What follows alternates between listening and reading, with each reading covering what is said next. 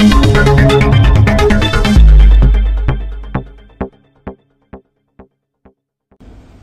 year of Kargil Vijay 1999 to 2024 Rubik's cube में आग बंद करके मनाएगा।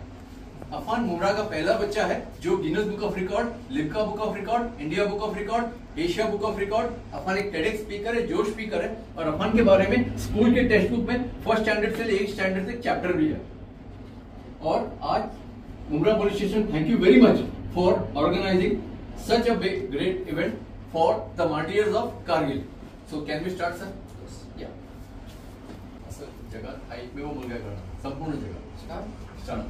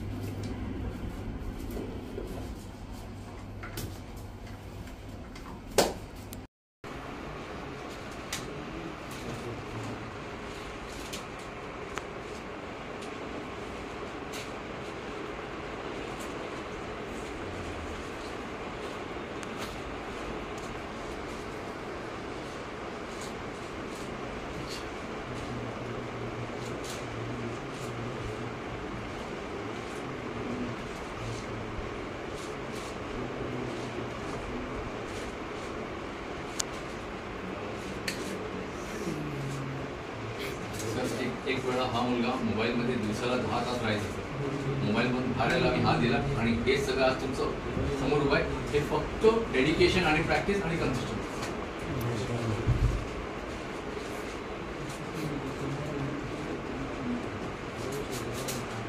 यूट्यूबवर व्हिडिओ लावते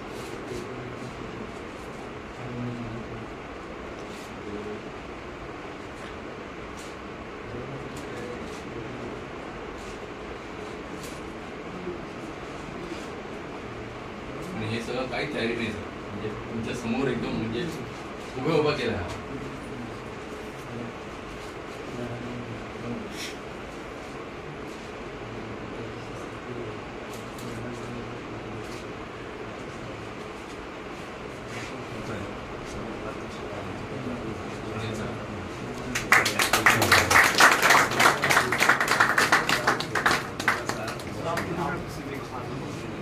मेहनतीने आत्मसात केलेलं कौशल्य दिसून येतं आपल्याला या ठिकाणी।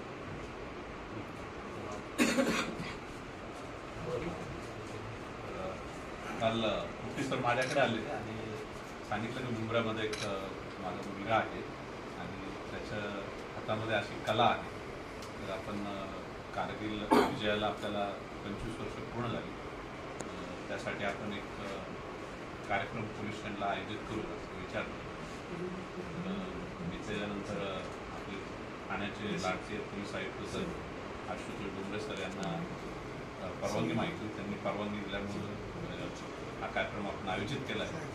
खरंच भारतामध्ये असं खूप टॅलेंट आहे, फक्त त्याला थोडी संधी मिळाली पाहिजे आणि पालकांनी पण मुलांना त्या दिशेने हे केलं पाहिजे, मार्गदर्शन केलं पाहिजे। हा त्याचा फार मोठा रिझल्ट आहे की जो मुलगा 10-10 तास मोबाईल खेळत राहायचा, तर त्याचं जी शक्ती आहे, त्याचं जे कौशल्य आहे, त्याचं जे टॅलेंट आहे, त्याची एकाग्रता आहे, ती मोबाईलमधनं त्याच्या पालकांनी ह्या युगमध्ये आणली आणि त्याच्यातनं एवढा मोठा एक कलाकार आपल्या भारतामध्ये निर्माण झालेला आहे.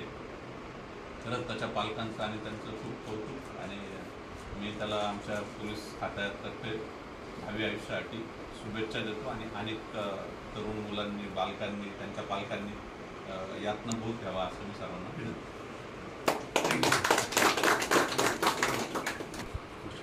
परिणाम पण होतोय, परंतु अशाच वेळी तिचा मुलगा म्हणजे आपल्या मुंबईचं नाव जागतिक स्तरावर नेतोय, ही एक चांगली गोष्ट आहे. ती चांगल्या पद्धतीने सुद्धा मुंबरा लोकांसमोर येतोय.